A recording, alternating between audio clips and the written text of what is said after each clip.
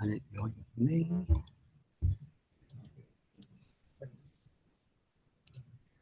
Sorry.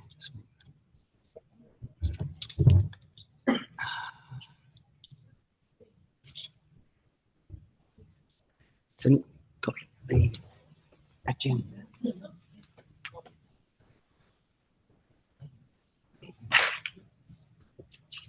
Sorry. Old school, right. Thank you for bearing with me. My name is Kevin Jacob. Could everyone make sure their devices are muted?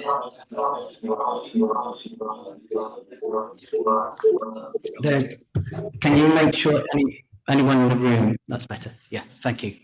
So I will continue. I'm just going to do a quick roll call of those present or present virtually. If you could let me know, just to confirm for those watching. So, Councillor David Rahane. I'm present in the room. Thank you. Councillor Bethia Thomas. Present in the room. Thank you very much. Councillor David Hingley. I am present in the room. Thank you. Councillor Susan Brown. Hello, present in the room. Thank you very much. And Councillor Liz Leffman. Present in the room. And Councillor Andy Graham. Present and in the room. Thank you. Professor Alex Betts. Present in the room. Professor Alistair Fitt. Present in the room. Miranda Markham, I believe, should be online if you're Present online. Thank you very much, and relieved you got in. I don't appear to have. Can't see Peter Nolan. I don't have any apologies from him, but just checking. Angus Horner, I've seen Angus. Hi all, online today. Thanks. Thank you. And Julia Klaus, I saw you earlier, Julia. Yeah, present online. Thank you. And I'd have apologies from Dan Leveson and Emma Hill, and Dean Lusby Gordon will be joining us on the call if he's not already, representing the EA. Sorry, Chair, apologies for that. Thank you very much, Kevin. Just to welcome everybody to the meeting and the supporting officers, both physically and remotely. And can I remind everyone that the meeting is being recorded and live streamed.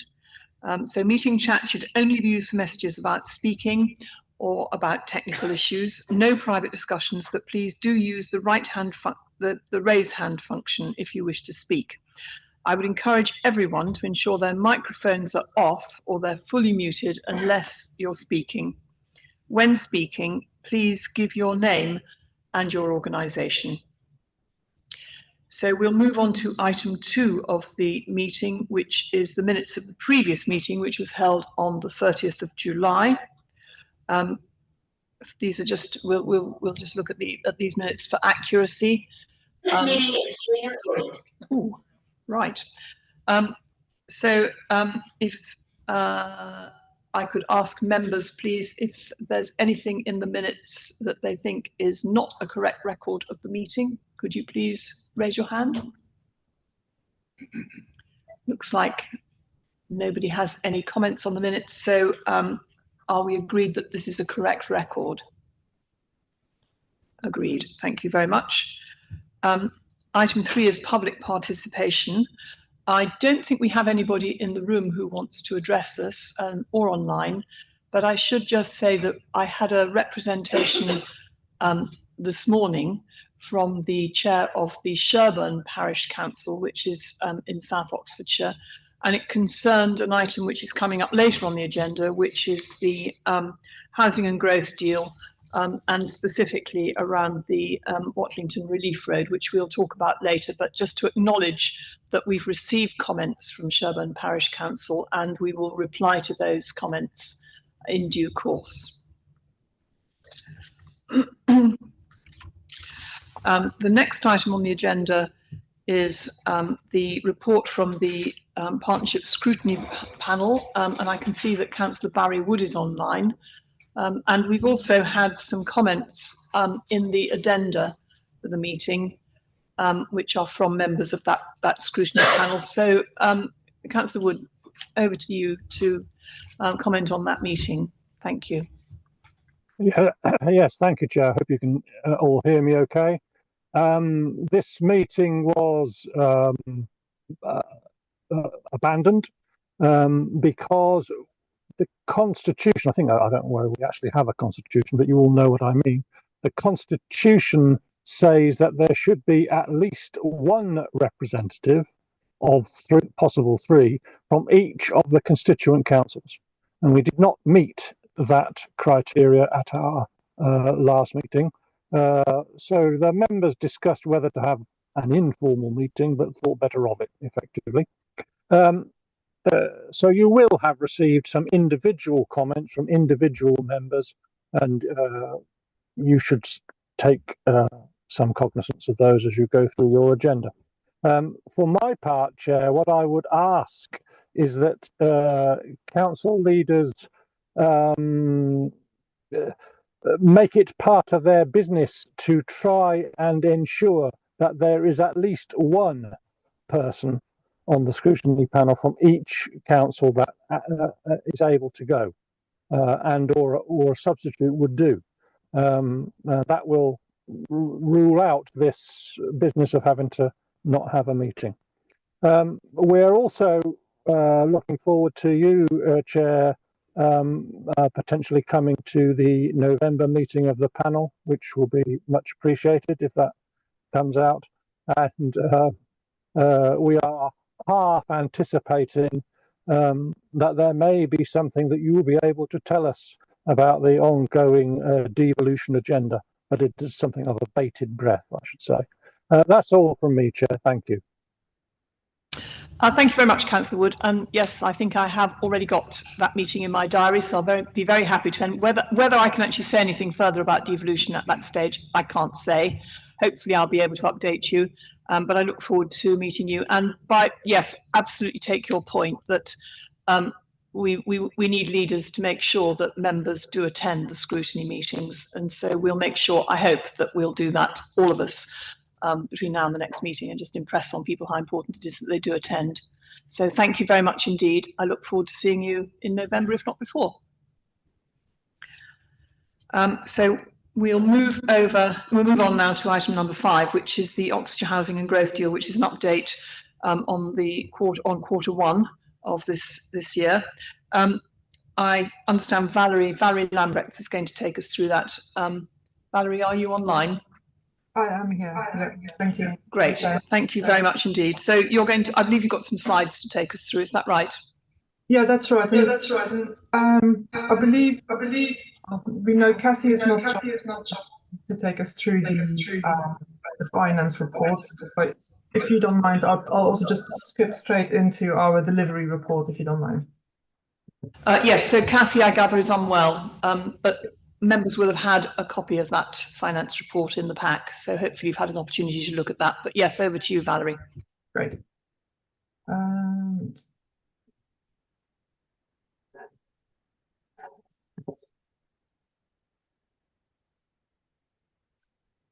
Would you let me know when you can see this on screen? Yes, we can see it. Thank you. I think yes, if you can just make it slightly bigger. Apologies, it's picked the wrong screen now, hasn't it? Slightly different on Zoom.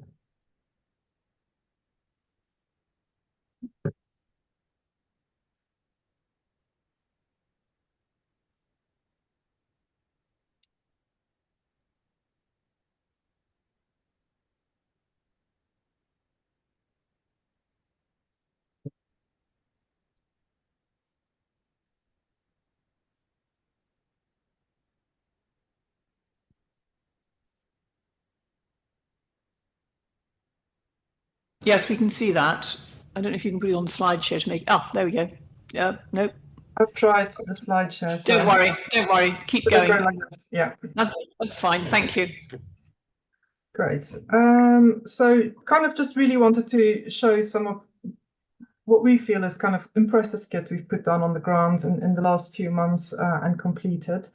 We've got Wantage Eastern Link Road, which we've recently completed. I believe we're going to have an opening ceremony fairly soon, towards the end of October or November. This is the middle of a section between the developer delivered sections, and we're kind of waiting on the developer in this particular occasion to complete so that we can have one big grand opening. And here we can see it in the context of the development, the housing development behind. Benson Relief Road, this is due to be completed in the next few months. Again, part of the developers delivered sections also. But yeah, it's been in construction since January and has been progressing really easily and quickly. North Oxford Corridor, Kiddington Roundabout. We've had the opening ceremony about a few months ago on this one. Again, active travel measures, improvements to cycling and pedestrian movement around that roundabout.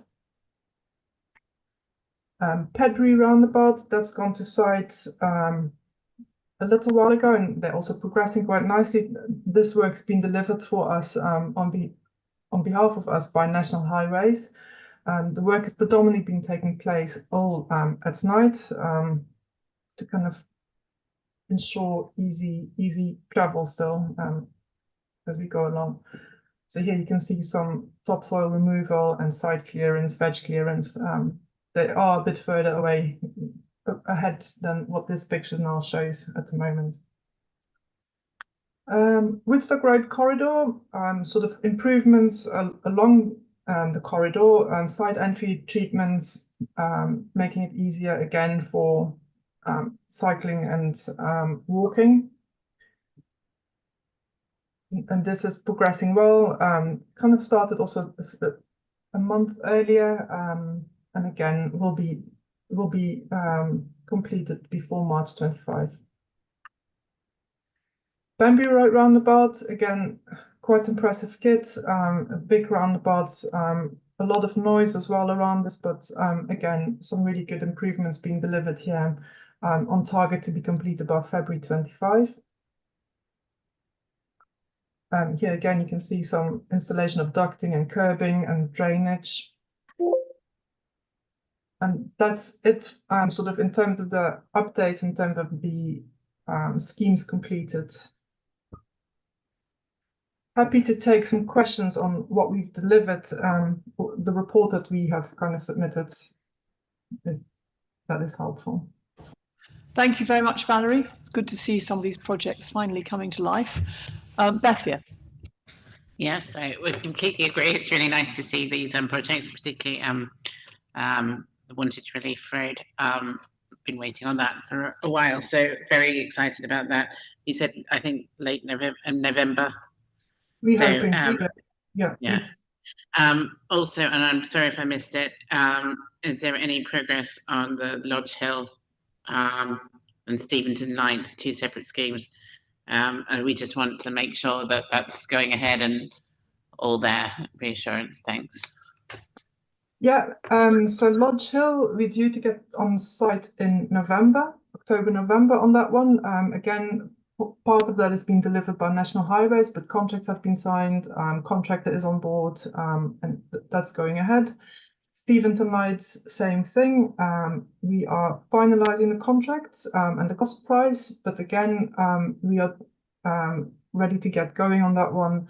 We were fortunate enough to be able to do some funding switches on that one, kind of de-risking us from that delivery deadline on regarding growth deal. But again, we should be due to complete in time on that one. Steventon Lights, trying to think of the other one you just mentioned.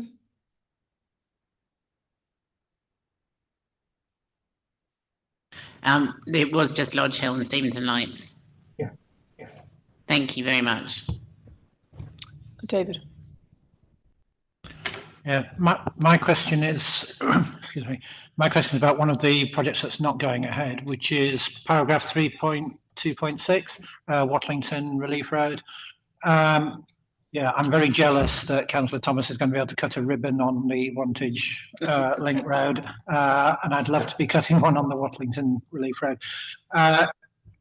Can we have some sort of assurance that this project is going ahead, even though it's not coming out of this funding? because otherwise we get left with two expensive cul-de-sacs and no link between the two of them. No, I appreciate it. And I don't just want to talk on behalf of our cabinet, but there's been a strong commitment from our cabinet that this project will be going ahead. We will be seeking the funding required to deliver it.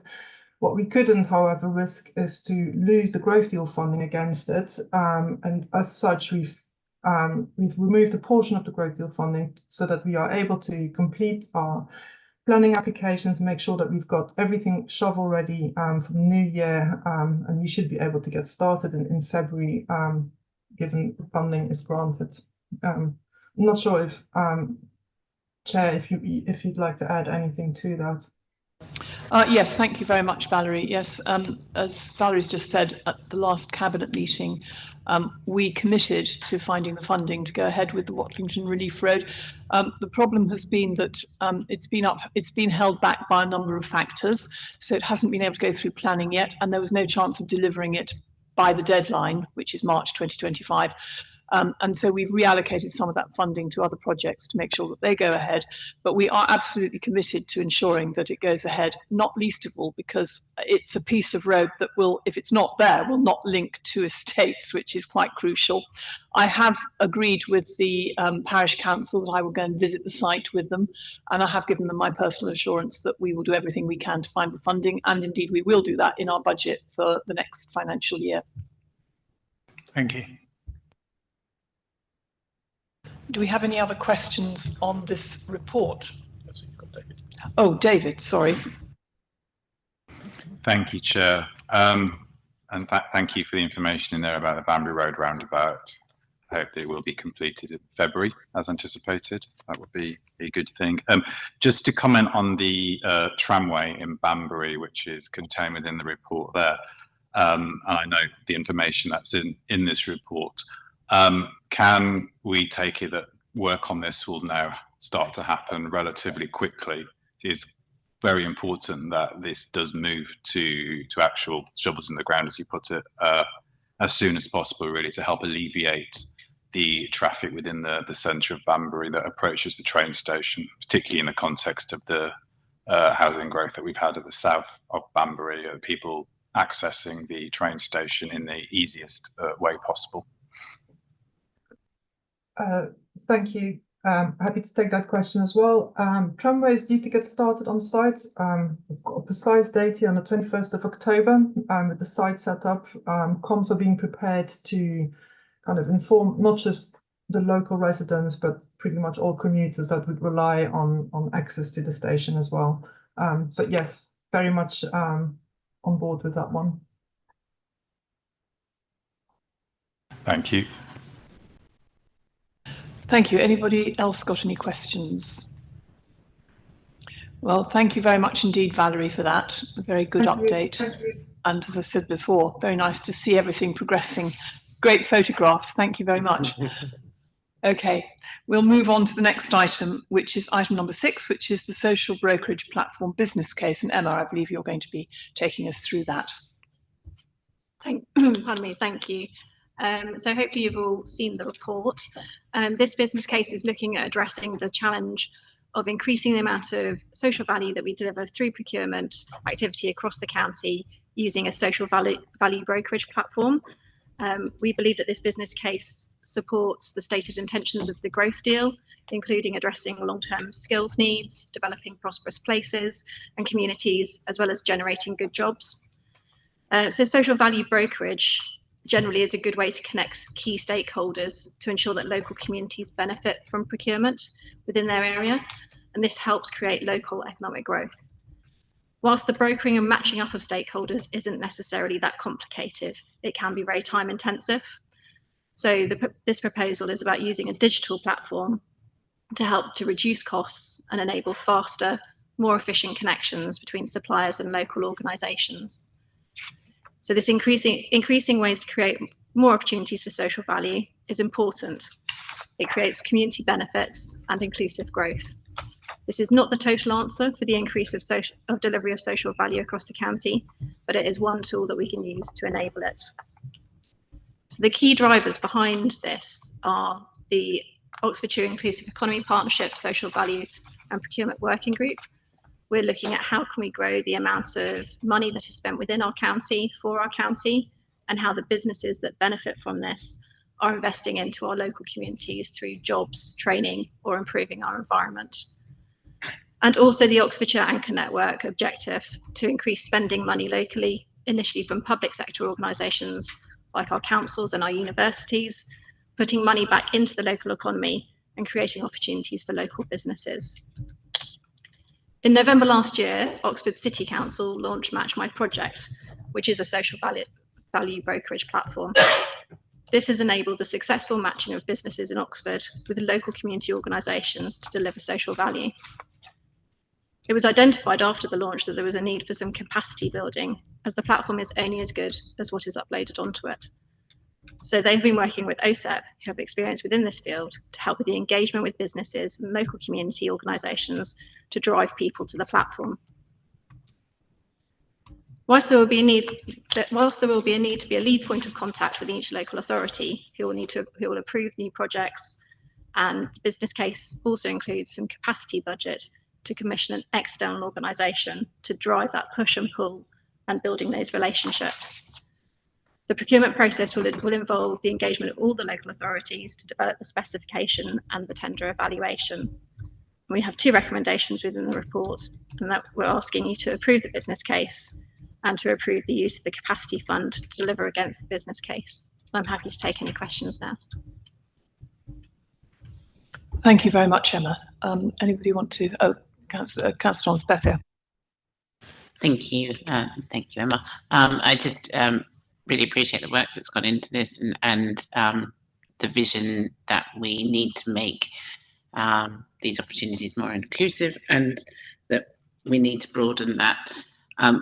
I am just concerned that at a time where there's a lot of change in the air with Oxlep and VOP and Devo and everything, that we just proceed cautiously and make sure, as you said, that there's a lot of discussion with all of the authorities. So it's not just overtaken by one authority, or and it's a collective that is discussed in a proper partnership, but as much as possible to reduce the amount of replication across all the different partnerships. That's what I would like to see, particularly, as I said, at this time of change. Thank you. And yes, the idea is that this will be something that everybody is involved in, and it isn't just one local authority's ownership. It's owned by everybody, and everyone will have equal input into the development of the specification and the delivery. And there will be a localised element to the delivery as well. So each district and city will have that approval process within their own area to make sure that it matches with the priorities of their own corporate strategies. Thank you, David, and then Andy, and then Alex. So at times like this, I wish Barry was still here, because he would say this so much better than me. But I was quite uncomfortable about supporting this because I really struggle to understand it. It's very jargon heavy, and I'm sure that if you're in that world, it's all very clear, but to me it wasn't. So I think I would benefit from some examples, some concrete examples of how this would work, how this would benefit the Oxfordshire economy, because I'm having difficulty visualising it at the moment.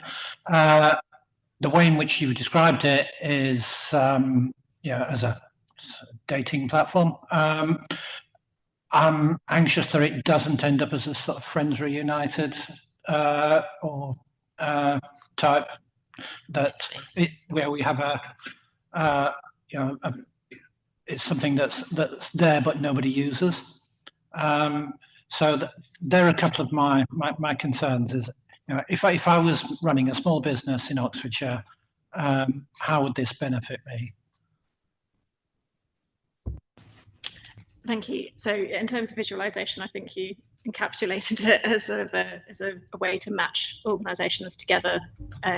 So community organisations can add their requirements and their needs for their own organisations, and then suppliers can also join the platform, and then when looking for opportunities they can match their skills to the needs of those local organisations. So it is sort of a bit of a matchmaking platform as you referred to it. And as I said in my introduction, it is only as good as what's on there. So that is why within the business case, we've built in that capacity funding to have that external organisation to be that group or individual person who goes out there to speak to their networks, the organisations that they work with, both community organisations and businesses, to ensure that people know about the platform, know how to use it, and make sure that they are joining the platform so that we get the greatest benefit from it. Carrie, yes, ask another question.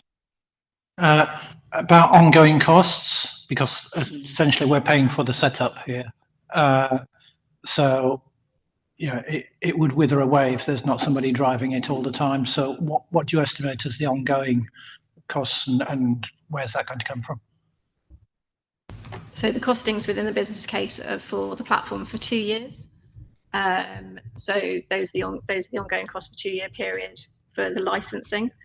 And then the capacity funding will be spread across that 2-year period. I think once there's momentum and the tools in place, it will be relatively straightforward. And I think it's, you know, the proof is in the pudding with those examples that we can give to people. We'll then build that momentum behind it as well. But having that external organisation to help drive that forward, that's where the benefit will come. Because otherwise it will just sit there as a platform with nothing on it and nobody using it. Andy. I mean, in principle, I'm in agreement with this. I think it's a really step forward in terms of actually supporting businesses with a platform that we all can benefit. We only benefit by actually using the platform and actually promoting that platform. And it's up to us as local authorities with our economic development officers to actually help to promote that so it does get fully used and gets, as a result, owned, because the value of it is it's owned by the businesses. We are just a facilitation in our role here in enabling this to happen. And I kind of think it's then up to us as local authorities, what with the procurement process, which you alluded to, the engagement, which I'm really reassured on, and I just kind of want to make sure that's in place, because that really will actually help to allay any concerns that have been expressed already. My last question, however, is not so much about that, is about the recommendations, because you've got 2 recommendations here, which I'm not quite sure how you arrived at them, and what the benefits are of either. So if you could explain the rationale as why we've got the 2 options, and the benefits of either one of them, or is there not one benefit? I know you've mentioned option 2, but then therefore why was option 1 there? I mean, just a little bit of colouring of the narrative there to understand how we got to that. Can I just clarify which options you're talking about in terms of the procurement or the procurement? We were looking at 2 possible options. So Oxford City Council obviously already have Match My Project in place and have that procurement already in train. So we were looking at, could that be an option for them to take forward that on behalf of the other local authorities? And then the other option was to work with Oxlet to be the procuring body as well. Since then, I think Oxlet have said that they may find that difficult to do, but Oxford City are happy to do that on behalf of the other local authorities going forward. So really, the paper should actually be saying option 1 as opposed to option 2, which it currently says. In the paper, it says we would recommend option 2, but actually you do now, from what you just said, it is option 1. Is that correct? That is correct, and that's been a very recent development. So it was after the papers were submitted. So yeah, so I wasn't aware of this, and Nigel is in Vancouver at the moment, so this must be very recent. in the past few days. Yes. Okay. Okay, thank you. Alex. I'd like to express support for the paper and the proposal, just in three ways. First of all, I think the social value agenda is a very important one, and it can underpin an inclusive growth agenda for the county and support that. There's more and more impetus from organisations, including anchor institutions across the county, to want to award contracts for reasons that are not just based on price and quality, but also recognise social value, and that have return on value in terms of the type of employment practices companies have, but also that value local procurement and do contracts with companies that can make the greatest social difference here on our doorstep. I think that social value agenda is really important and something we should be behind. Secondly, I think organisations, including a lot of small and medium-sized enterprises, need help and support with this.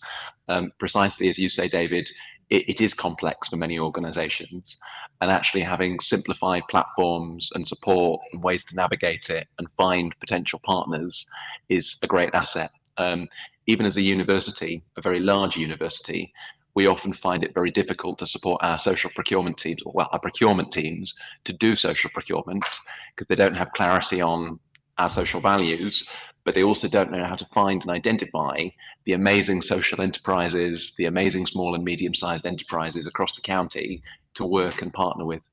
So having that ability to have collective action, support, particularly around brokerage and matching, I think can be an opportunity to include many organisations that might be overlooked in contracts if that wasn't available. Thirdly, I think the OIEP is really well placed to support this agenda. I think the OIP has done amazing work collectively on all our behalf to raise the profile of an inclusive growth agenda to support addressing inequality across the county. The social value agenda has been part of the OIP's priorities since its inception, and it's had a working group that's focused specifically on this and developed plans. I think, as you say, Emma, this is only part of the solution. It's part of the ecosystem, but that matching role that's been applied from everything from dating apps to organ donation to matching people renting accommodation with property providers is really valuable in this space where you're matching buyers with service providers in a way that can ensure maximum return in ways that I think can lead to great opportunities across the county. It seems, as I understand it, to be within the scope of the Housing and Growth Deal Capacity Fund and within the mandate of this committee to say yes. And so I think this has real value and I support it. Thank you. Bethia. Thanks. I think from what everybody's saying, they support this in principle, definitely, and I think in practice probably as well too.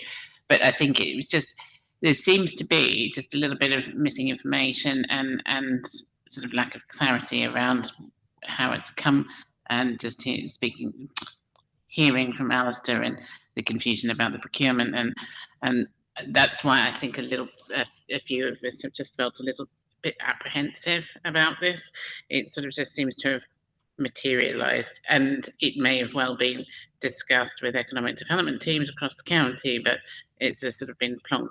And whether it could have come to Oxfordshire Leaders Group meeting or something like that, I don't know whether it has done, but it just feels as though it's not, to me anyway, that it's just not fully explained, and it doesn't have, there's just a few chunks of information missing.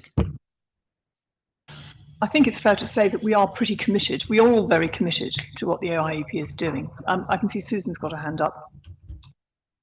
Yeah, I mean, I hear what Beth is saying, that it hasn't been discussed at Leaders, but I mean, it feels like I'm not sure why we would have discussed it at Leaders, because normally we would have discussed something that was controversial at Leaders, and this isn't controversial to my mind. And in fact, that's just pretty much what we have been saying around the table, is that this very much fits with our ethos as you know, partner councils together in Oxfordshire, and all those of us who are involved in the FOP.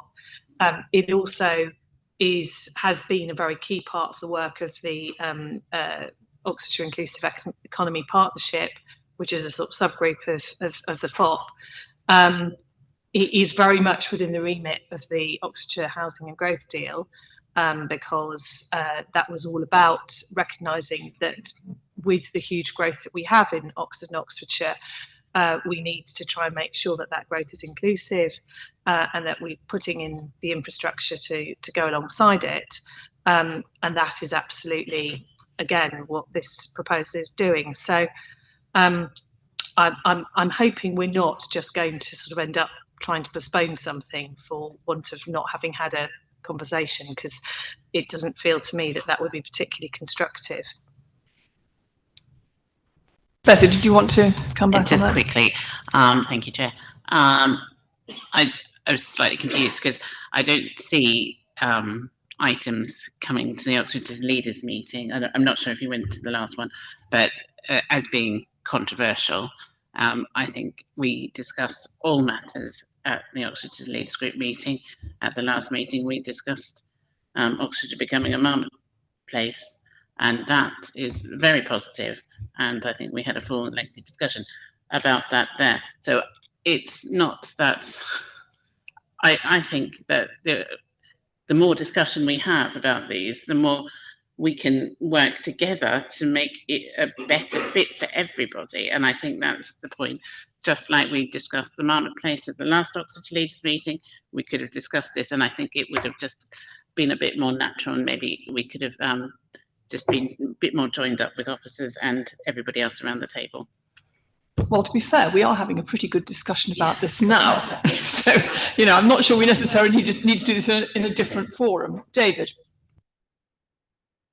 Thank you, Liz. I think regardless of where this is being discussed, and yes, it is being discussed quite thoroughly here, so that's a good thing, and it's good to see the challenges coming through. I think it's a very important paper. Glad it's been brought forward. It aligns with Cherwell's values and Oxfordshire's values in general, I think, and it's something I think that we should support. Thank you. Alistair. Yes, I understand all the points that have been made, but I just, as a kind of non-council leader view of this, but somebody on the FOP, I do feel a sense in which, as a FOP, we committed to doing things like this.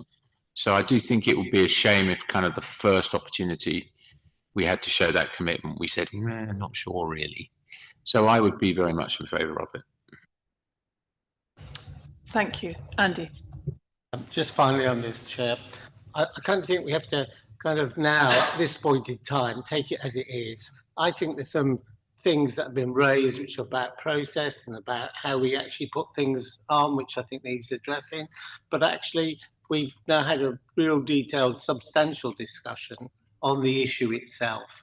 And I feel now, having had this discussion, that I'm in a position that I can actually support a recommendation, albeit a different one to what was presented at the table. And I think that note needs to be taken back as well. I'm afraid, officers, we should have been told about this prior to the meeting, because you did know prior to the meeting that the recommendations were going to be changed. And now that we now know what it is, I'm still happy to go ahead with it. So pragmatically, going forward, I think we can all learn from the lessons of this. But I think at the end of the day, it's the outturn that we're really wanting to get through now. And I propose the recommendation for option 1 on the basis that Oxford City are happy to and prepared to take that lead on it, but engage with the local authorities in the way that was described to us earlier. So I so move the recommendation, if you're happy to take that, Chair. Okay, thank you. Can you turn your microphone off, please? Yes, sorry. Thank you. Thank you very much. Thank you. So that's been proposed by Councillor Graham. I just want to say I think this fits perfectly well with what we are trying to do as a future Oxford partnership. And by the way, I do think actually having those sorts of conversations in this forum is really important. You know, I mean, you know, I do accept that perhaps we could have had another conversation in another place, but actually having this conversation in a meeting which is public facing, I think is exactly the right thing to be doing. And I'm very comfortable that we're doing that now rather than having had a meeting previously. I think the main thing I would I'm taking out of this is that it gives all businesses and all organisations in the county an opportunity to match up with each other, to find ways of delivering social value. And I think that's crucial, because a small business can often find it quite difficult to do the things that they might want to do because they just don't have the people to do it. So having this platform to be able to go to, being able to match up with organisations that they feel reflect their own values, I think is crucially important. And if we're going to actually be serious about delivering social value, then this is a great way to do it. So you've proposed this motion. Do I have somebody to second it? Well, either Councillor Brown or Councillor Hingley. Councillor Brown to second it. Does the FOP agree that we go ahead and allocate £90,000 to this project from the capacity fund? Does anybody not agree? That looks like that's unanimously agreed. So thank you for that very useful conversation, and thank you, Emma, for that very good paper. And we look forward to hearing how it progresses at a future meeting. Thank you. So we'll move on now to item number 7, which is the Local Nature Partnership Annual Report. And Matt Whitney, are you there? I am indeed. Thanks, Chair.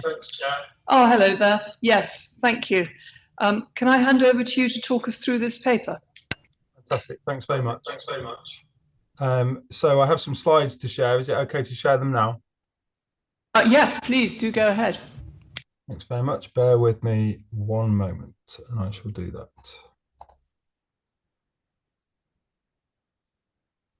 If I am able.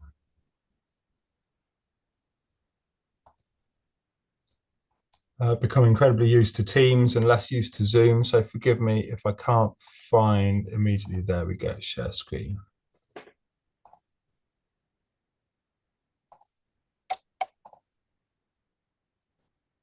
Can we see that screen? We can, that's but great. It's not yet in presenter mode, if that might make it slightly bigger, but not the end of the world. Is that in presenter mode for you now? No, not yet.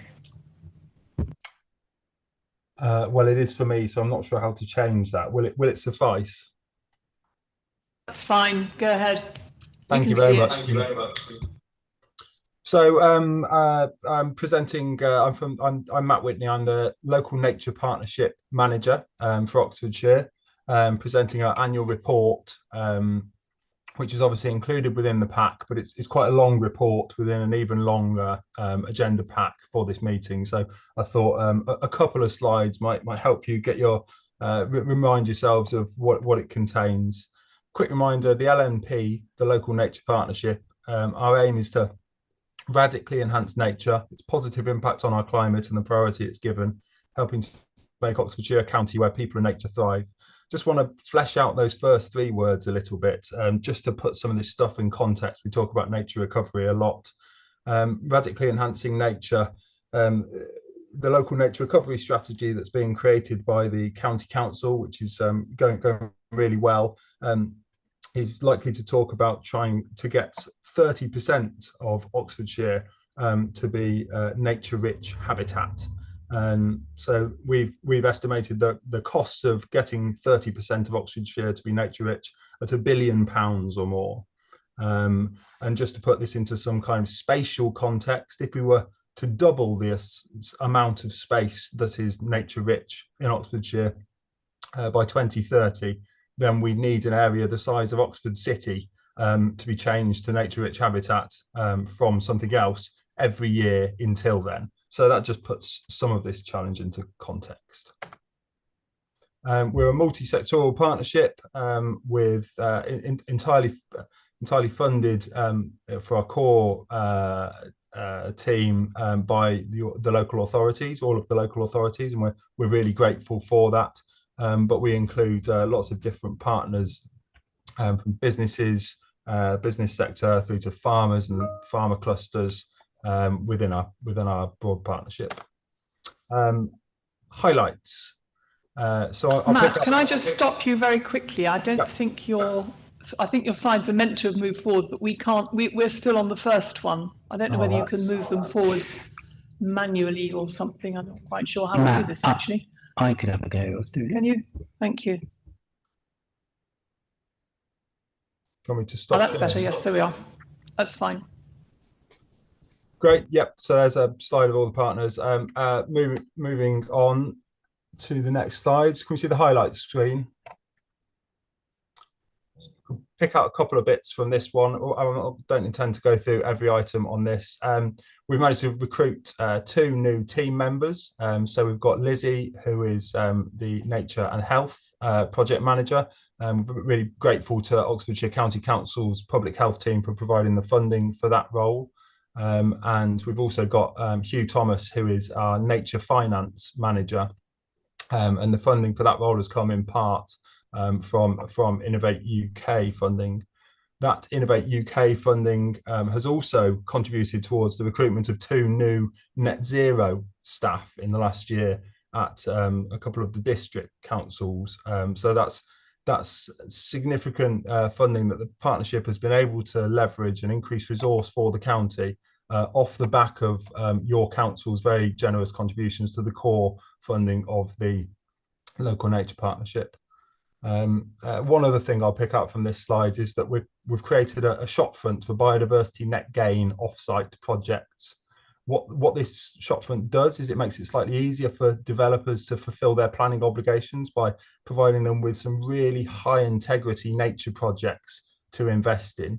It also supports farmers and landowners who are in increasingly straitened times to diversify their income stream by developing projects that are nature rich and that generate a return.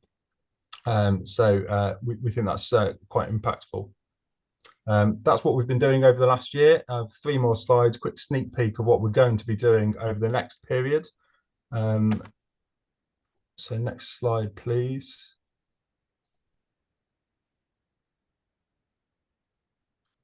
To the nature finance slide.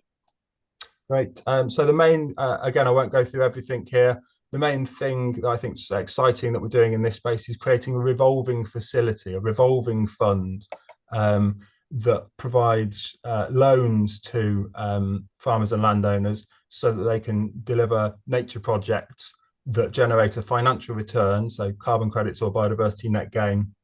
With that revenue, the farmers and landowners can repay the fund, which can then reinvest it into another nature project. Initial finance is a barrier for lots of farmers and landowners across the county and accessing these nature markets. So we think this fund is very innovative nationally, and we think it'll be really impactful as well. On the people and nature front, our future plans, there's loads of different projects in this area of work. I think the main thing to say about this area is that a lot of the providers and actors in this space are quite small organisations, quite small charities. So providing a network for them to interact with one another and with the health sector at large is a really important function for the local nature partnership to be providing to further things like green social prescribing. So we're really pleased to be able to continue to offer that in this area of work. And then finally, I mentioned earlier the County Council are leading on the creation of a local nature recovery strategy, and we've been spending a lot of time supporting that process, as have a number of other partners. It's going really well and should be out for consultation in the next couple of weeks. We're now moving towards delivery phase for that strategy and considering what the role of the local nature partnership will be in the coordination and facilitation of the delivery of this LNRS. So we're really starting to plan for that. We're also doing significant national advocacy. Oxfordshire seems to have found itself in a position where we're advocating on behalf of all of the local nature partnerships in the country to central government to provide representation of what our partnerships think are the main priorities for nature recovery. And crucial within that is the provision from central government of funding to cover parts of the coordination of delivery of that LNRS. So we'll continue with that work as well. As I say, there's lots more detail on all of these bits in the annual report, which you've had as part of your pack. So thanks very much for having me here. Thanks for funding our partnership, and very happy to answer any questions on this. Thank you very much indeed for that, Matt, and thank you for the very full report as well, which we've got in our packs. Anybody got any questions or comments? Alex. Matt, thank you for the presentation and the work you do. This is Alexander Betts, based at the University of Oxford. I wanted to just ask two questions, and I apologise for my ignorance on this. How connected are you to the research ecosystem around nature recovery and biodiversity across the university sector here? I think we're very lucky in Oxford to have the Leverhulme Centre for Nature Recovery, the Oxford Biodiversity Network, and I just wonder how established those links are and how much they support your work. And the second question I had was around the potential to build on the nature and sport agenda. I note from your annual report that you work with Active Oxfordshire, for instance, on the opportunities for nature within social prescribing, but equally a lot of land and a lot of opportunity for promoting nature recovery and valuing nature at a social and public level comes from the use of sports facilities, cricket grounds, rugby grounds, football pitches. A lot of people's interaction with nature comes through the golf course or similar things. And for instance, the United Nations Environmental Programme has a body of work that's around nature and sport, for instance. And I wondered if that's entered your consideration at a county level as a way of promoting, valuing nature, appreciating it, and the interaction between physical activity, health, and nature. Thanks for those questions, and very nice to meet you, Alex. So firstly, with the link to the university, Professor David MacDonald sits on our board as a representation of the universities, so Oxford University and Brookes. But in terms of more day-to-day interactions, we've been really grateful for significant support from different members of the Leverhulme Centre. We work with Yadvinda Mali, Alison Smith, and a number of other of your colleagues there. They've delivered a number of reports, including that £1 billion figure that I mentioned at the start of my presentation. That comes from a report funded with Leverhulme funding, which we produced in partnership with people like Sophos, E.J. McGulland and Joe Bull. So really pleased, and we benefit greatly from those relationships.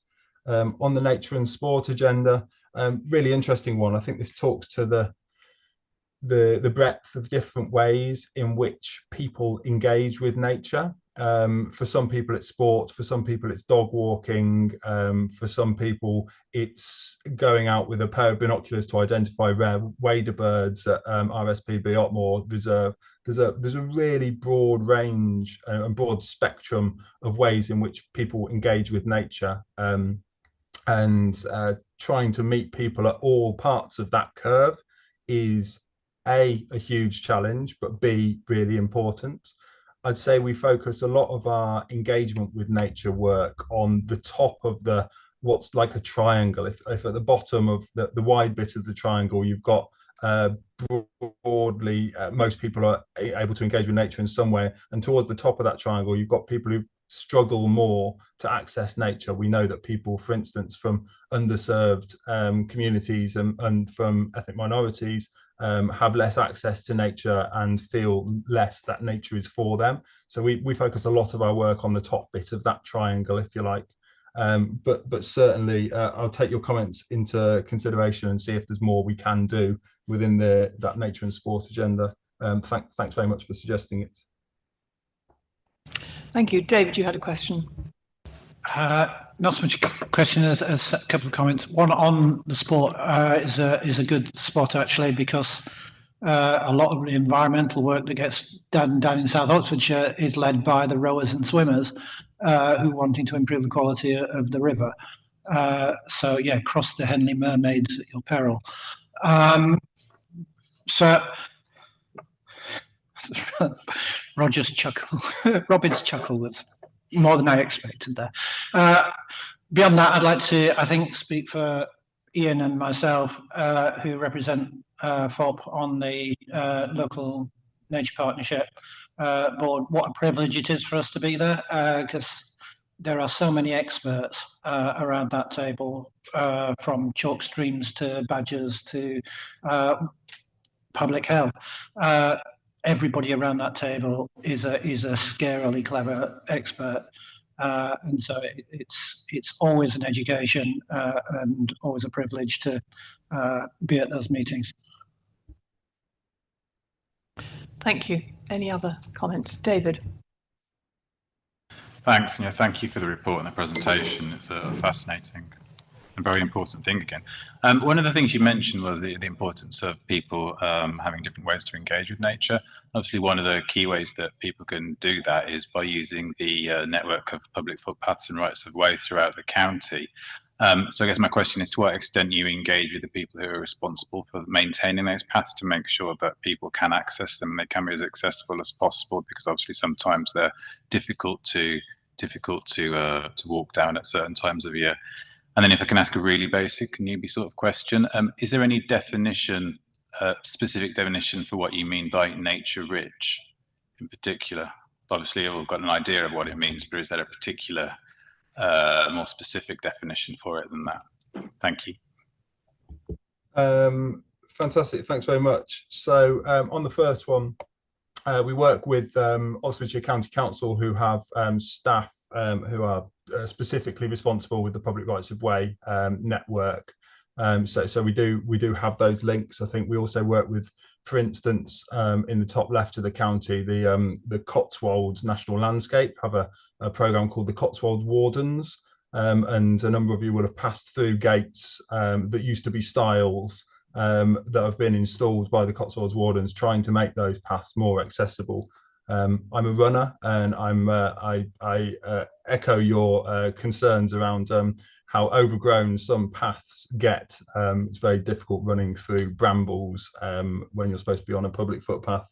But those conversations are being had. I think it's also worth pointing out that public rights of way and footpaths are really vital areas of connectivity. You know, they're linear corridors that can, in themselves, connect bits of nature-rich habitat. Onto the nature-rich question, it's a good one. There is a number of ways of defining what that means. In Oxfordshire, we think that 6.5% of our county meets what's our definition of nature-rich. It's basically a catch-all for a number of different habitat classifications that we suggest meet that definition. So some of those might be agri-environment stewardship schemes. So for instance, particular farmland types that farmers have committed to that fall within that category. Others will be what we call priority habitat. And others will be areas that are protected for nature, for instance, sites of special scientific interest, which meet a certain habitat quality threshold. So as David Ruane referred to earlier, there's a number of ecological specialists on our board who would be able to answer this in significantly more detail than I've given you there. But hopefully that gives you a flavour for what I mean by that phrase. Yeah, thanks. That's very helpful. And just going back to the rights of way point, something that just came into my mind is we have a long distance footpath in the county, which is quite rightly called the Oxfordshire Way. And I wonder to what extent we could look at that and make sure that it really is a showcase right of way footpath for the county, so that wherever people are, that they can access that and be proud of having that in the county. I think that's a great suggestion. I'll be interested to see the extent to which the local nature recovery strategy has picked up on that as a priority area, and I'll be sure to take that to Oxfordshire County Council colleagues who I believe have at least some responsibility for managing that. So yeah, great suggestion, and again, one I'll follow up on. Thank you. Thank you. Just to say, I'm happy to take that back myself, actually, to our footpaths officers, but also to say I know the Cotswold Wardens do a lot of work on that at our end of the footpath. So yes, thank you. Bethia. I wasn't really going to say anything, but I just, but no, I can. It was a tentative finger. Just to say thank you, and I believe that this has been a sort of a broad spectrum approach across all the districts, and with specific help from different districts. And I do appreciate that partnership approach, and it means that we're incorporating right across the county. So that's great. And thank you very much. Thank you. Any other comments or questions from anybody, in which case I'd just like to ask you, you say that there's you've estimated, or at any rate a report has estimated, a cost of £800 million if we were going to do the whole job, if you like, across the county. I just wanted to ask, given that we're not going to have anything like that amount of money available in the short term at any rate, what do you see as being the key priority areas going forward? And where should we be focusing on the money that we've got? That's a very good question. So where are the key priority areas spatially? So on a map, the local nature recovery strategy will identify and highlight what a long consultation process and much science has defined as what we think are the agreed key priority areas. In terms of more thematic policy priority areas, I think there's a few key things we need to do. We need to link nature recovery more specifically into decision making and policy making, and perhaps particularly local plans throughout the county. And I think we need to link nature recovery ambitions more specifically with agricultural work. So any work we do with farmers needs to be linked in with. Crucially, I think the amount of money that's required for this clearly isn't going to be met by the public purse. Indeed, we've seen a reduction in the amount of money that DEFRA have assigned for agricultural subsidies of £100 million a year. It's been reduced by. So it's not going to be met by the public purse. Where I see real opportunity is using public money to leverage significantly more private money from these emergent, yes, nascent, yes, and complex, yes, and risky, perhaps, yes, nature markets where businesses have to either offset or proactively deliver a gain in nature. Biodiversity net gain and carbon credits are two crucial ones there. There is a role for public money in leveraging that private money. And if we can make our council pounds go further by bringing in other funding from it, such as through that revolving fund, then I think that's a really good use of the limited funds that we do have. That's really interesting to hear, and not useful because in fact we had, I don't know if you're aware, we had a 100 Together finance meeting about, I think January, wasn't it, where we actually tackled this particular issue. So it's really interesting to hear, and thank you very much for that, Matt. Is there anything else anybody would like to ask Matt on this paper? Could I hi, sorry. Yeah, go ahead, Angus. Yeah, for some sure. reason, Angus Horner from Oxfordshire. For some reason, I can't find currently on my dashboard my raise hand function, even though I use Zoom every day. This is not really a question, but I enjoyed the presentation. I think it's hugely important. I think that last discussion about money is pivotal. I'm actually currently sitting on a small conservation farm at the moment. The largest manufacturing sector in the UK by some distance is food manufacturing and processing. Professor Dieter Helm from Oxford University, part of the teams that Anix was referencing, has written, as lots of you will have sort of seen and possibly read extensively in this sort of subject area. He cites that the percentage of annual UK GDP accounted for by all of our raw agricultural output and forestry and some other conservation activities amounts to just over 1/3% of GDP.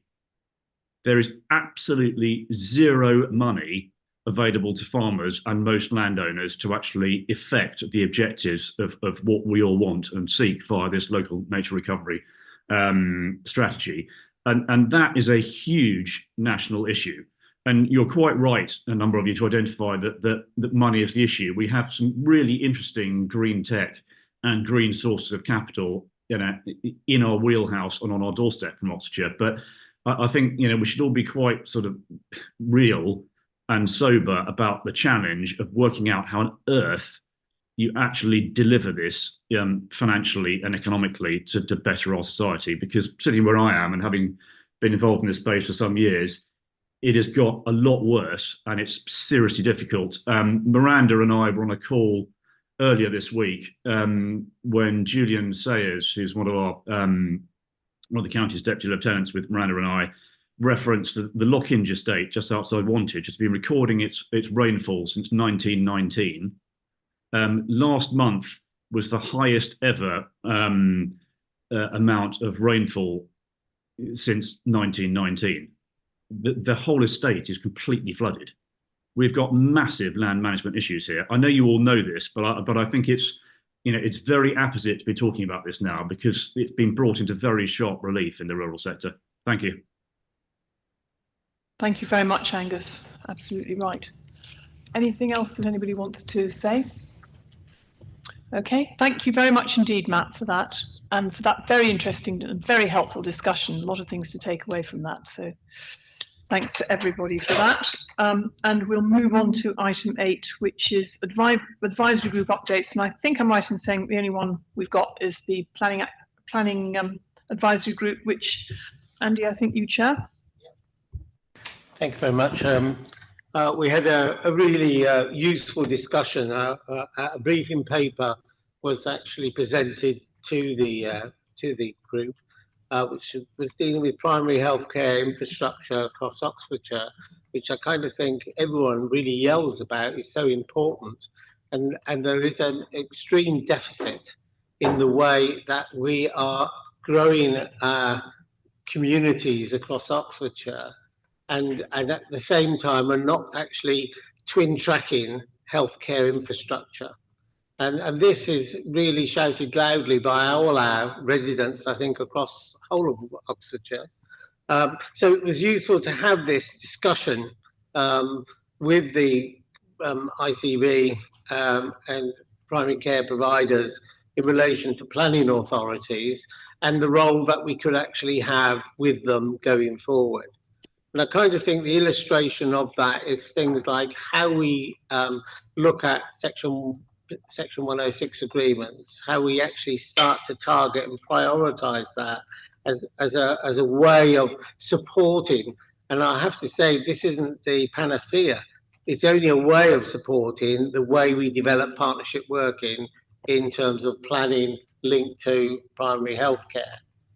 Clearly, it's got to be a partnership approach with government as well through the funding of the NHS and so on.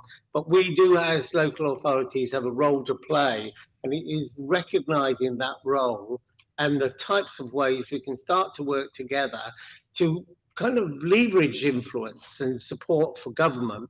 Because government, you know, we always look at government and say they've got the answers, and the answer is they don't. We have the answers. And we need to actually help them to understand potential solutions that can actually meet the needs of growing communities. And I kind of think it is a partnership approach that we should take. We shouldn't always wait for a top-down approach. Even though government has ultimate responsibility, it doesn't mean to say that we have to just wait and be told what to be done to. They're open. And my understanding of the current government is, in the terms of the narrative that they're saying, is they're open for a discussion. Well, let's actually meet that challenge and take it on and actually help to shape what government policy could be, because that is the panacea of sustaining communities. And the way this particular item was dealt with started to open the gateway of partnership working. So I kind of think we don't want it to be in isolation. It shouldn't be a one-off. It should be a series so that you can actually develop strategies in order to actually facilitate change, which will really make a difference. And I think that's the beauty of dealing with issues that just strategically across councils have a role to play. And that's what FOP is all about, in my view, is that strategic approach, joined up thinking, joined up working, joined up strategies, influence government, because you've got the credibility. And anything we do as FOP, where we want to bring external consultants in, let's do it with a view that is going to have maximum benefit in that vision of partnership working. So that's basically was a really useful discussion with all those that were present. Thank you. Do you want to turn your microphone off? Thank you very much. Thank you very much indeed. Any questions for Andy on that? Alistair. It's not a question. I just wanted to support everything that you said, Councillor Graham, but it was just a reflection that for many years, when this was the Oxfordshire Growth Board and when it became the FOP, for many years we didn't get involved in anything or hear anything about health and medicine and general well-being. And then we had a stage when we started to get some quite regular reports from the ICB, but that has now gone again. And it's just an observation that, you know, it is something that we have to sort out to make everything work. And we are kind of blind on it at the moment. Oh, not blind, but we're blind. If you just come here, you wouldn't know anything about it. So I wonder if we could get something going in that area. Yes, you probably know that there's an awful lot of change going on at the ICB anyway. Yes, absolutely. So it's probably not, we don't know exactly where that's going to end up, but yes, it's a good point. We do need to have those conversations about how we manage health infrastructure and health delivery, delivery with our partners. That's right. Susan. Yeah, I'm going to remind people that I work for Oxford University Hospitals, but that's not what we're talking about. And I am just going to continue on from what you're talking about, Andy, if I may. I mean, I can't count the number of times we've had conversations, either in this forum or others, about the need to get better engagement with health in planning in particular. And the problem is we do just keep going round in circles on it. I do agree with you, though. I think the solution has to be within our hands. We have to do this at a local level, because when it comes down to it, we have to get the right engagement with the right people at a local level. It's not very easy.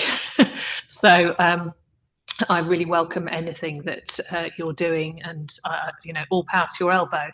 But the truth is, we need the ICB specifically, because they have ultimately the powers and the strategies for deciding where things go. They need to get involved in planning future primary care, but also secondary care. And because if we are keen to see those locations spread out more across the county, particularly in terms of diagnostics, then again, there is a role there, I think, for the ICB. They have to get engaged at local plan level. And that is where there's always been the difficulty, because they don't come in at that level. They never make the timetable. They never get involved. And then, you know, we end up in a situation where they suddenly appear when a planning application is in train, being considered, and say, can you give us some money for it? Or we do work with them, and then they just turn around and say, actually, I know you've just built us a health centre, but actually we've decided we don't want it. And we've been in both of those situations on more occasions than I can count. But we have also been persistently chasing after the ICB and its predecessors for years, trying to get better engagement with local planning. So don't let's give up. I'm really pleased that you're having those conversations. I think they're really, really important conversations. And I think the government's agenda on public sector reform is very much that health and local government need to get much better in step and plan together.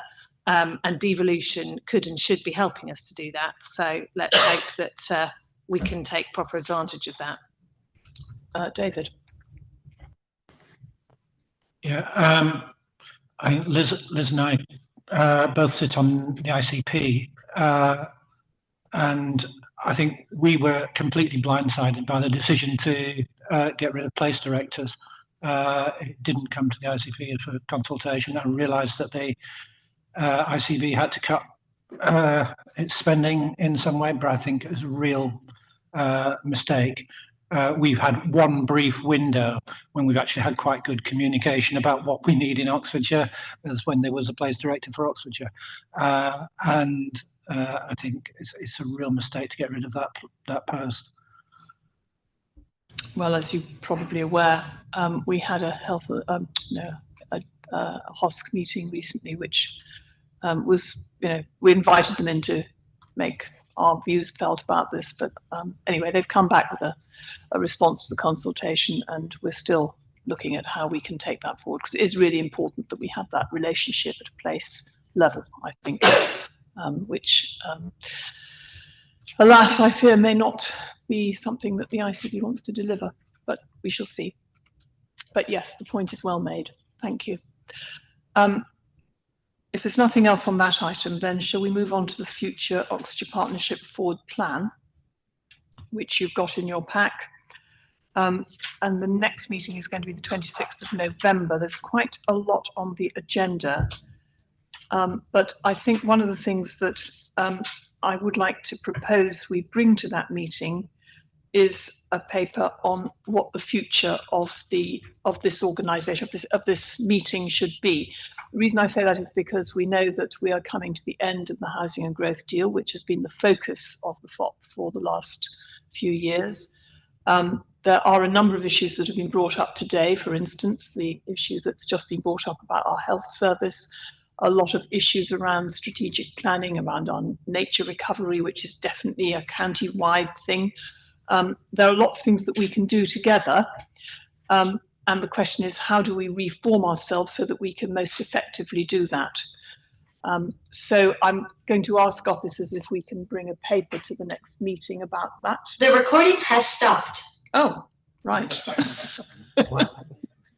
Just like that, absolutely. This meeting is being recorded. Okay, fine. I can say what I was going to say then. So I'm going to ask officers if you could bring a paper to the next meeting for us to discuss, and I'm sure there'll be some discussions with leaders in the interim and also with other members of the FOP. So I'll, if we could put that on the agenda, that would be really helpful. Kevin. Just very briefly to say that there is one potential item that isn't on that slightly larger list of items for November, and that's around climate adaptation. Right, okay. I think we've certainly got net zero route map on there, but not climate adaptation, which is, okay, yeah. Fine. So we need to add that in as well, do we? Yes, that's what the officers are proposing, okay. Yes. Thank you. Fine. Susan. That is really sounding like an incredibly heavy agenda, is my thoughts. There are 3 annual reports coming, which is potentially quite a lot of bulky paper, although let's hope not. I think in the past, actually, the annual reports of both the OIEP and the FOP have both been relatively small, so hurrah. But these are substantive items, and so is the community-led housing outline business case, and so is the future of the FOP itself. So, if we are going to really discuss all of those, then can we at least not have the kind of additional items that we would normally have? So, can we actually just skip having the kind of updates from key strategic partnerships, because I just think otherwise we'll all never go home. But also if there's any way in which particularly some of the annual reports could slip to the following meeting, I think that might be rather helpful. Yeah, there are quite a lot of annual reports there. Either that or we agree that we're going to read the annual reports, and then if there are any questions, they are just that, questions rather than a discussion. Bethia. Thank you. I would agree with that last point about the annual reports. What I was going to say, I really do agree that we need to draw a line in the sand with the FOP and make a decision about where we go forward with that. I think we're in a pretty well-informed position to do that, and it would be really good if we could get a final paper. I was going to talk about the climate adaptation paper that Kevin just mentioned, because I've seen a few bits about it, and I am slightly concerned that it is something that is probably a bit bigger than I was expecting it to be initially, and it seems again that it's one of those fast-moving papers that I'd prefer to take a pause on and maybe just have the time to discuss with officers any further implications of going forward. I don't know if everybody around the table are aware of it, but I was sent an email sort of earlier this week about it, and it's just, I think it identifies 85 different actions, some of which are for district councils as a partnership, and I think I'd like to have some consideration of that. So if we could maybe push that one back, that would help also with staggering the load. Yeah, I think there's probably a discussion to be had around how we sort of integrate things like that into what the environment group is doing rather than perhaps bring them here. I don't know, but that could be part of the discussion about what the FOP is going to be, how the FOP is going to be shaped in future.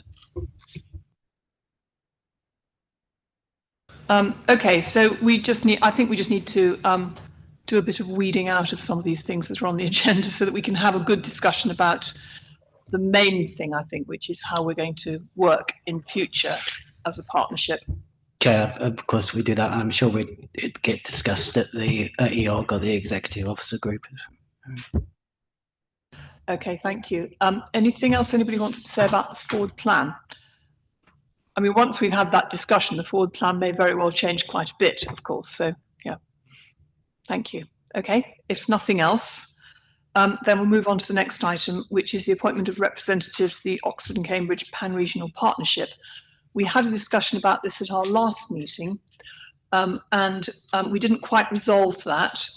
But I'm very pleased to announce that Susan Brown has been nominated as a member of the PRP board in a different capacity, I think as a non-executive director, is that right? I think I've just been co-opted onto the co-opted, right, okay. But anyway, you're on the board, that's the main thing. And so that means that we need to agree who is going to be our representative from the Future Oxfordshire Partnership. Normally, that would be the chair of the Future Oxfordshire Partnership, but I'm already on the PRP board in my capacity as the chair of England's Economic Heartland. So it moves to the next person who's going to be the chair, but then that's, I think, fair to say, David and then Bethia, so that doesn't quite work. So where we came out was that Andy, as the leader of West Oxfordshire, would be our nominated representative. And I would like to propose that we nominate Andy, and I'd like to ask if anybody's prepared to second that. Thank you, David. Are members agreed that we nominate Andy as our board member at the PRP? I don't see any hands against. So Andy, congratulations. You are now our representative on the PRP board. Thank you. So we'll now move on to item 11, which is updates on matters relevant to the FOP. Is there anything that anybody wants to mention under this item specifically? If not, I've got a couple of things I'd like to say. Well, no, we just talked about the FOP review. Actually, that's going to come to the next meeting. But the thing that perhaps I ought to mention is the fact that we were approached by Angela Rayner some time ago, asking if we were interested in discussing, as a county council, it came to me as the leader of the county council, whether we were interested in discussing a potential devolution deal. We did actually have a discussion with the previous government about a possible devolution deal, which alas came to nothing. However, this is a new opportunity for us to have a conversation with government, and therefore we consulted with our various members of this group, leaders, because we want to make sure that everybody's in line with all of this. And we ended up writing a letter jointly. All of the leaders across the county council wrote jointly to Angela Rayner. The letter was sent off on Monday, and we outlined the reason why we were putting forward an expression of interest. We kept it fairly general, and the reason for that is we're not entirely clear what the parameters are for devolution at the moment, although there is a bill coming to Parliament fairly soon about that, and we should be getting more information fairly soon, therefore. But we wanted to emphasise the importance of Oxfordshire as a driver of the UK economy, and indeed the global economy. And some of the things that hold us back in doing that, in particular, some of the infrastructure issues that we have across the county, and the fact that we are short of affordable housing. And we wanted to include that discussion with government in any discussion around what powers we might hope to have devolved to us. But we also wanted to emphasise that we are willing to work together, hence the 6 of us signing that letter. And we've left it at that pretty much. We're hoping to hear back from the Secretary of State fairly soon to give us some kind of an indication as to when we might commence discussions. But that's as far as we've got. And until we hear back, we won't know any further, anything more. But hopefully we can bring this to another meeting with some further information once we've heard back from government. Any questions from anybody on that? Yes, Bethia. Did you have any indication of the timing on that? No, I didn't think so. No indication at all, I'm afraid. Yeah. No, we were just asked to submit an expression of interest by the end of September, which we did, admittedly on the 30th of September, so at the very last minute, but it was importantly signed by all of us. Anything else, anybody? Okay, thank you very much. In that case, we'll move on to verbal updates on key strategic partnerships. And Andy, I'm going to come to you because you were at the PRP meeting, and maybe you'd like to give us a summary of what was discussed there. Yeah, nothing like getting ahead of the game, really. In a sense, a couple of things, really. It was a very thorough discussion, very open discussion, and this was held in London, and we all came together, and it showed the importance of face-to-face meetings sometimes when you need to have a conversation, as opposed to a reporting and updating, which you can see the value of virtual. But I kind of think one of the big things, we talked about the Constitution, we had looked at the work programme, and in particular the environmental priorities and the principles that have been set out. And I kind of think some of that, to give you an indication, was the main things of that was the role of the PRP as acting as a facilitator and a conveyor in support of delivery of the environmental agency's integrated water framework management rather. Green finance, we discussed the mechanism to explore large landscape and catchment scale investment opportunities, which I think really goes to the heart of really what you can do as a pan-regional partnership, as opposed to just a much smaller geographical coverage. You know, some of these issues are about the value of being pan-regional as opposed to being more localized or regionalized. It crosses regions. The cross-boundary LRS compliance support, developing and articulation of vision for the South Midlands community forest, and a whole host of others which were actually discussed but illustrate the value of the pan-regional partnership going forward. I kind of think in some ways with the government coming in as well, we are hoping and hoping very much that they will support this pan-regional approach, because without it we lose something significant in my view, which is the kind of things we were talking about FOP earlier, is the same you could apply as a principle for pan-regional working. And that are the things that the FOP can't do, but could do as a collective. And our voice there is important to put our voice across. But it's more than that, because otherwise we are doing it from a self-interest point of view, which has its value. But the collective value has even more enhancement opportunities. For green inward investment, how the green industries are going to develop across a pan-regional area is more credible and more obtainable in the eyes of inward investment than if you're just a small local authority working on your own. You know, the opportunities are greater, and that's how inward investment would work and can be reached. So I kind of think in a way it's a work in progress. There's a lot more to be reached. If we do reach our maximum potential, we need government funding to be continued in order for that to be realised, and also for the greater number of partners to be engaged in where they feel appropriately they can be engaged, and where not, still be part of this bigger picture. And so I kind of think, Chair, the value of our voice there is not just from a FOP perspective, but is that in that wider collective vision of what we can actually attract here to Oxfordshire. Thank you very much for that. Sorry, Alistair. Can I just briefly add to that excellent summary that one other thing that we heard about, and which there have been some developments on recently, is what we call the 5 organisations working together, which is the Pan-Regional Partnership, the Art Universities Group, England's Economic Heartland, the Supercluster and East West Rail. And the developments there are that the Supercluster is now an entity. It's now, if you can find it on Companies House, it has a board of directors, which I'm one, other people are as well. And the future, I think, of East West Rail in this is less clear. We haven't had a government view on that. And I think the other 2 things I learned out of that meeting were, first of all, that we all know the clock is ticking on the PRP and the money will run out soon. So something has to happen. And we also got, from government sources, we got some quite interesting insights on things like why the Suffolk and Norfolk devolution deal failed, why it was pulled, and why the government liked mayors and things like that. So it was a meeting that actually ranged far and wide, and we also had a very interesting summary about power and the grid.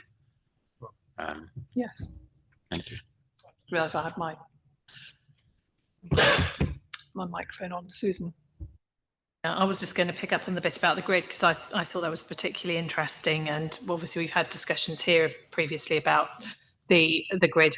I mean, I actually, one of the things I found interesting about it was that the changes that the chair of Ofgem, who spoke to us, was talking about in terms of the way in which they were kind of reorganising the grid, essentially. I realised it had all been announced about a year previously. And what's more, still haven't come into being, but won't come in until April next year. And so that's a couple of things struck me. Was one, that none of us, I don't think anybody in that room, apart from him, necessarily knew about that. And we had a lot of senior people from local government and business, and I think there was I don't think it was well socialised, shall we say, that particular change. And it is an important change. They will be working more regionally, more closely, I think, with planning authorities about looking ahead and trying to get ahead of the needs in terms of the grid, much better so than they are at the moment, and killing off a lot of the zombie projects that we all know are blocking up the grid system at the moment. So all of that was very interesting. But then it still wasn't entirely clear to me at the end of that exactly how this engagement with local government was going to take place, other than at some kind of slightly vague sub-regional level. And this is which kind of takes me rather neatly onto directly elected mayors, because I suspect that's precisely where a lot of this is heading. Is that, you know, some kind of body which involves directly elected mayors and people from Ofgem, the grid, whatever these new partnerships are called, I can't remember. It had, as you can imagine, a lovely acronym. We'll all be getting together.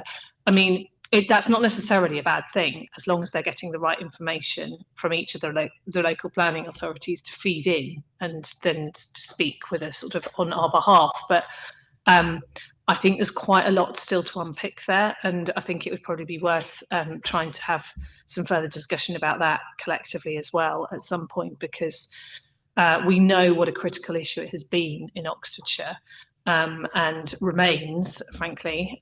So I think trying to get our heads a bit more about how we can then make sure we're actively feeding in future is going to be very important. And my understanding is that it happens in April. Thank you. That's very useful insight. And thank you, Alistair, for your contribution as well.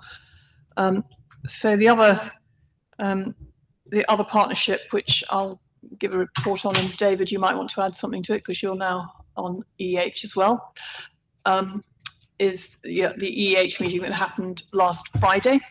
I think the key thing actually in that meeting, well, there were a couple of things actually, but the one thing I really was quite impressed with was the Rail Investment Priorities presentation, which was done by Arup, which is an extremely thorough presentation.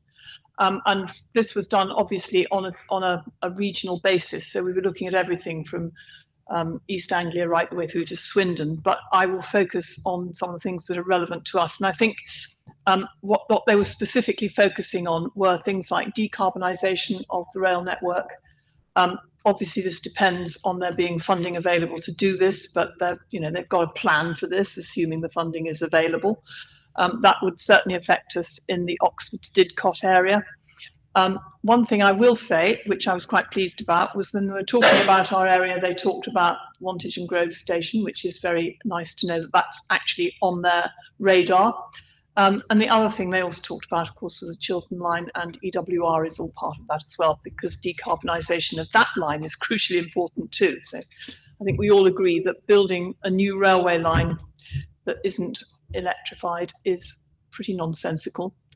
But at the moment, there is no plan for EWR to be fully electric, although there is work going on looking at battery and so forth in order to avoid having to electrify the whole of the line. But in fact, we need a discussion about Chiltern Railways as well, because of course, that line is crucially important. And I can see Miranda is still on the call, and I'm sure she agrees that making sure that the Chiltern line is fit for purpose is really important, because it affects the business around your business, Miranda, in particular, in Bicester. So that was a particularly interesting presentation. The other thing that we had a presentation also on what we knew about new government policy, which at the moment is fairly thin, I have to say. There's a lot still to learn about that. But the other thing we also considered was the statutory powers that we might want to apply for EEH, which at the moment is not a statutory body, but some transport authorities are, some transport boards are a statutory authority. And there was a question around whether that was something we wanted to go for or not. And we've asked EEH to explore that and look at what that might mean for us and what powers that might mean we might be able to take to us in the future. And the other thing to say is that that we had a bus symposium a year ago, and we have a follow-up on that happening on the 10th of October. At the previous meeting, we discussed a good deal about bus franchising, which is now something that the government wants to bring forward. So we'll have another conversation about that at the symposium on the 10th. But we also discussed a lot around rural transport, because of course a lot of the members of the EH are, like us, very rural counties, and rural transport is an issue. So we will, I'm sure, be talking about that in the future as well. There were also a number of consultation responses that we were asked to consider, including the response to the NPPF from an EH viewpoint, the bus franchising bill, regional energy strategy planning, and there's another consultation for road and rail reform, which is going forward as well. So we discussed our joint responses to those consultations. David, I don't know if I've missed anything that you think is particularly important that you'd like to let the meeting know about. My first impressions are, from having attended my first meeting, so much paper, 18 reports, I think, on the agenda. But buses and trains are endlessly fascinating, so it is quite rewarding. One thing I would say about, I guess, plea for help, the bus symposium on the 10th is in Northampton, and it's all day, and I've now got a cabinet meeting that day. So I had accepted as the FOP representative there, but if anyone would like to substitute for me, that's the 10th, Thursday the 10th. It's in Northampton, yeah. I actually got it in my diary, and I've actually blocked out the day, so I am really happy to sub for you, if that's okay. Excellent. Yeah. I'll stop feeling guilty about not being able to get there. Thank you, Susan. Great. Okay, well, I will see you there in that case. Thank you very much. I don't think there are any other reports from anybody else, unless somebody's got something they want to bring to the notice of the meeting. May I make a brief point? Of course you can, Miranda. Yes, sorry. Yeah, sorry, I don't have hand signals either for some reason. Yeah, it was just to say on the back of what you were mentioning about rail that Bicester Village, along with a number of other major business stakeholders, have written directly to the Secretary of State and to government regarding this capacity issue that we have. So we have the issue of fleet, we have the issue of capacity, and we also now have the issue of, if you like, the barrier to growth, which we are experiencing. And when I talk about growth, I talk about new developments, not Bicester Village, coming to the region who would like to bring people by sustainable transport. So it really is getting quite serious. And even if we didn't have the new capacity and the new fleet, we've got such old stock that the whole rail system could fall over. So it is a point well made, and it's something we're all very anxious about. So any updates that we have on that, I mean, when the letters went out, we also spoke in favour and need for East-West Rail, because I understand that is not a done deal either. So I think this is a really important point for transport in our region. And then secondly, on the energy provision conversation, it would be really great to get any kind of update on that, anything at all, because I know businesses across the piece are really concerned about future energy provision, and any news about plans that are being made would be very welcome. Thank you.